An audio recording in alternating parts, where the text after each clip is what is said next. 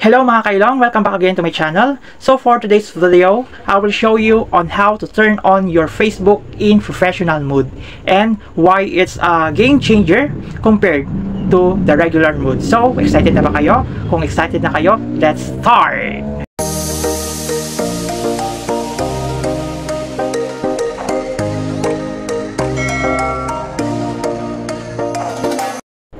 Unang-una sa lahat, ano nga ba ang professional mode?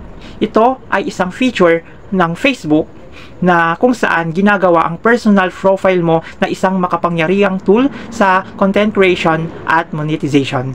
Hindi mo na kailangan pang gumawa ng hiwalay na page kung gusto mong maging influencer or content creator.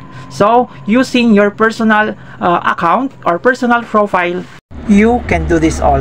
Ngayon, paano nga ba i-turn on ang iyong Facebook in professional mode? Watch this. First, go to your profile at i-click lang yung 3 dots dyan sa tabi ng advertise. Then, click nyo lang po itong turn on professional mode. Then, i-click lang po yung turn on. Tapos, ayan na po, naka-professional mode na po kayo. As simple as that. Ngayon, bakit nga ba worth it ang professional mode? At bakit nga ba ito lamang sa personal profile? First, monetization opportunities. Pwede kang kumita sa mga content mo. Diba? Katulad ng ads on Reels, bonuses, stars, or even subscription. Sino ba ang ayaw kumita habang nag-e-enjoy sa pagpo-post, diba? Second, detailed insights. Unlike sa regular mode, professional mode give you analytics and insights. Kikita mo kung gaano karami ang nakakakita at nag-e-engage sa post mo. And of course, makikita mo kung paano nag-work yung audience mo.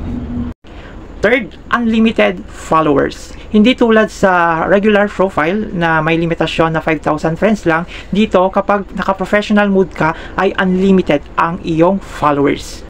Fourth, professional image. Magmumukha kang legit na content creator or public figure. Dagdag pa sa credibility mo. Fifth, access sa mga bagong tools. Magkakaroon ka ng access sa mga special feature ng Facebook tulad ng professional dashboard, branded content tools, and collaboration features para sa mga brands. So yan po yung 5 advantage once na naka-professional mode ang inyong Facebook. Kaya ayan mga kailong, ang pag-turn on ng professional mode ang unang akbang para sa mas marami pang opportunity dito sa Facebook. Para ito sa mga content creator, sa mga negosyante, at kahit sino mang gustong i-maximize ang kanilang profile. So once again, this is Team LBCT Vlogger and see you next vlog.